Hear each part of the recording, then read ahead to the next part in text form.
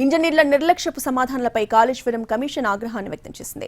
రెండో రోజు విచారణలో 16 మంది ఇంజనీర్ల నుంచి వివరాలు సేకరించింది కమిషన్. సుందిళ్ల బ్యారేజ్ బ్లాక్ల నిర్మాణానికి సంబంధించి ప్రశ్నలు అడిగింది. దీనిపై సరైన సమాధానం చెప్పకపోవడంపై ఆగ్రహాన్ని వ్యక్తం చేసింది. అఫిడవిట్లో ఒకలాగా, బహిరంగ విచారణలో మరొకలాగా సమాధానాలు చెప్పడంపై కమిషన్ చైర్మన్ పిసి ఘోష్ ఆగ్రహాన్ని వ్యక్తం చేశారు.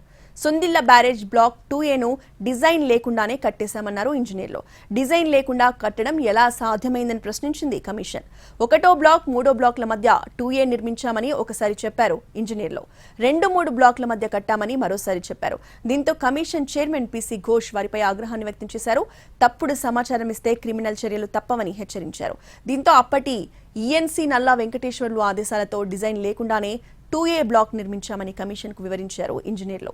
2A బ్లాక్ కు డిజైన్ లేకపోవడంతోనే 2వ బ్లాక్ డిజైన్ ఆధారంగానే దాన్ని పూర్తి చేశామన్నారు. 16 మంది ఇంజనీర్ల నుంచి బ్యారేజ్ పనుల రికార్డులపై సంతకాలు తీసుకుని రికార్డులు స్వాధీనం చేసుకుంది కమిషన్.